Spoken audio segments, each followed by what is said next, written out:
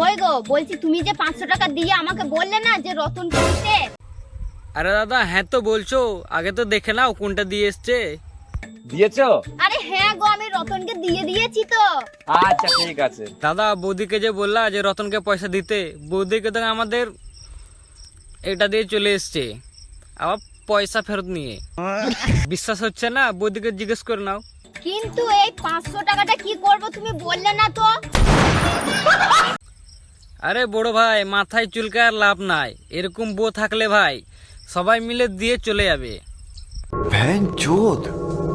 এই শুনছো? আরে বড় ভাই তাড়াতাড়ি আসো, বৌদি ডাকছে তোমাকে। এদিকে এসো তো।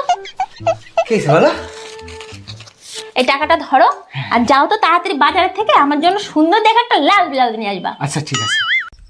এই যে আমাদের দাদা শালা একটা না একটা কিছু ভুলেছে মনে হয়, আমাকে লাগছে।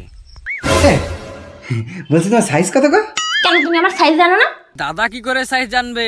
টিপছে তো বাড়া অন্য জুনা, আবার দিচ্ছ তো অন্য জুনাকে, বাল করে সাইজ পাইজ জানবে।